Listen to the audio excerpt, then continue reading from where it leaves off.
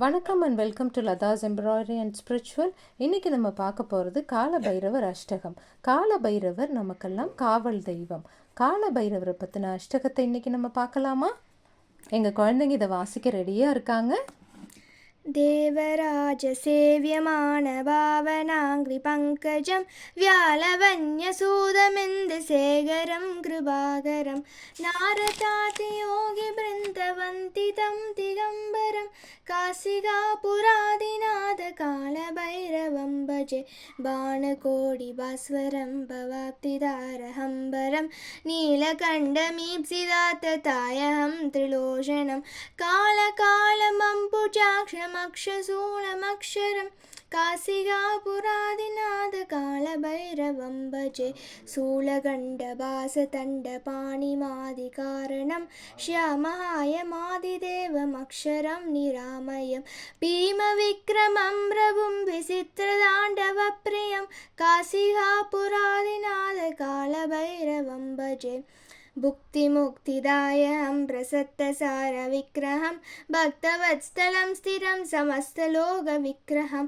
निक्वनन्मनोन्यहेमकिङ्किणीलजत्कटिं काशिकापुरादिनाथकालभैरवं भजे धर्मसेतुबालहं तु धर्ममार्गनाशहं कर्मभाषमोषहं सुधर्ममायकं विभुं सर्ववर्णकेशभाषशोभिताङ्गि निर्मलं काशिकापुरादिनाथ कालभैरवं भजे रत्नपादुकाप्रभाभिरामपादयुग्महं नित्यमत्यवीर्यमिष्टदैवतं निरञ्जनं मृत्युदत्तनाशनं करालमष्टभूषणं काशिकापुरादिनाथ कालभैरवं भजे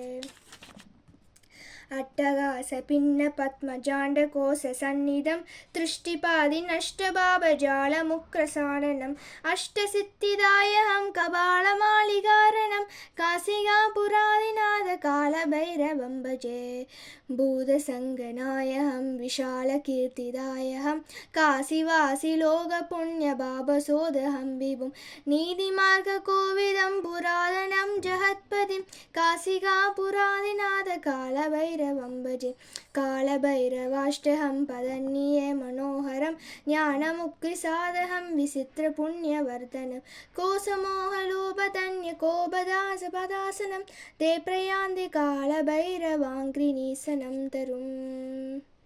வாவ், ரொம்ப அருமையாகவே பாடிட்டாங்க. இது வார்த்தைகள் சில இது சான்ஸ்கிரிட்டில் சிரமமாக இருந்தாலும் சின்ன வயசுலேருந்தே நம்ம குழந்தைங்களுக்கு இதை சொல்லி கொடுத்தா அவங்க வளர வளர எவ்வளோ அழகாக பாருங்கள். புத்தகத்தை வச்சு விரலை வச்சு வாசிக்க பழகிடுவாங்க. இது நல்ல விஷயந்தானே. இந்த மாதிரி அஷ்டகங்களை உங்கள் குழந்தைகளுக்கும் நீங்கள் சொல்லிக் கொடுங்க. இந்த வீடியோ உங்களுக்கு பிடிச்சிருந்தா ஃப்ரெண்ட்ஸ் ஷேர் பண்ணுங்கள், லைக் பண்ணுங்கள் அண்ட் சப்ஸ்கிரைப் பண்ணுங்கள்.